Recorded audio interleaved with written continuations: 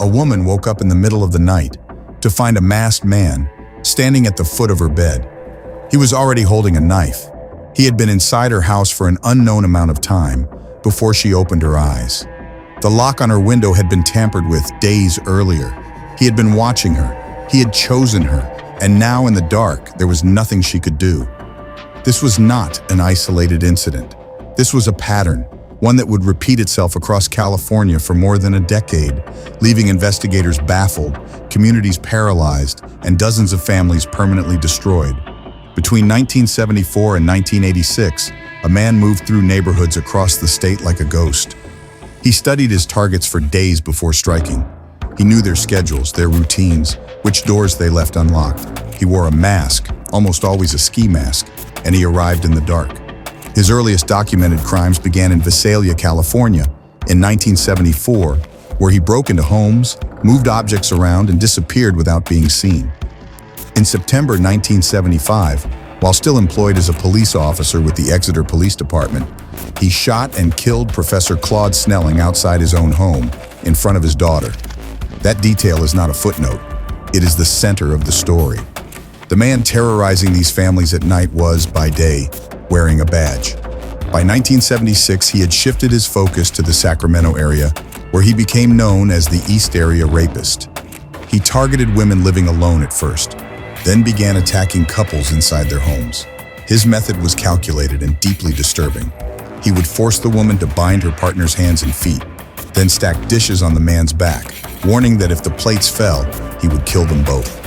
He would assault the woman in another room while her partner lay helpless just yards away. Afterward, he sometimes raided the refrigerator, ate leftovers, and drank beer, lingering in the homes of his victims as if he owned them.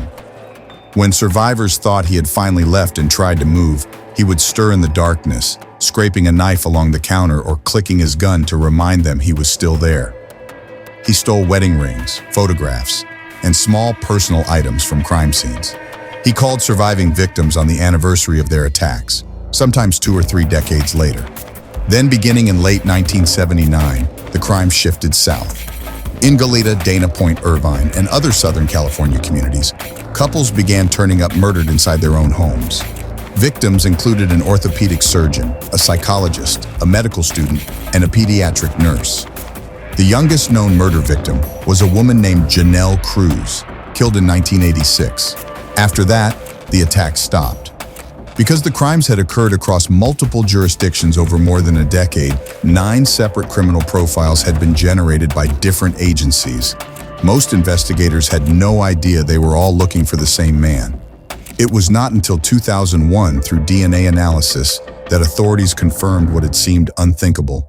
50 rapes and 13 murders spread across California over 12 years had all been committed by a single perpetrator. The DNA profile existed, but it matched nothing in any law enforcement database. The case went cold again. A civilian named Michelle McNamara refused to let it stay that way. A true crime writer who had been independently investigating the case for years, McNamara published a major piece on the killer in 2013 and spent years building what would become a book. She named him the Golden State Killer.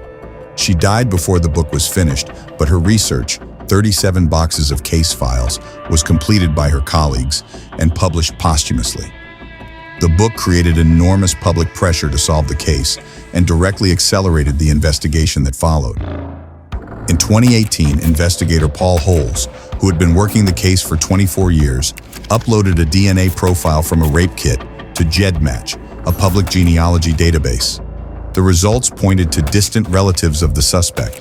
From there, investigators spent months building a family tree that eventually led to one name, Joseph James DeAngelo, a 72-year-old former police officer living quietly in Citrus Heights.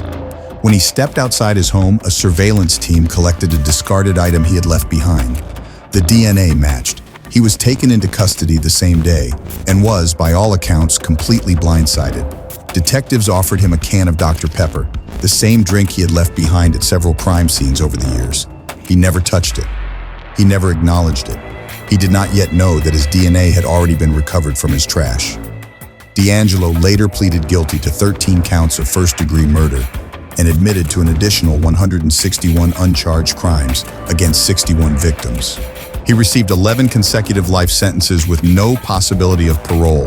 His capture permanently changed forensic science, establishing genetic genealogy as a legitimate investigative tool now used to solve cold cases around the world.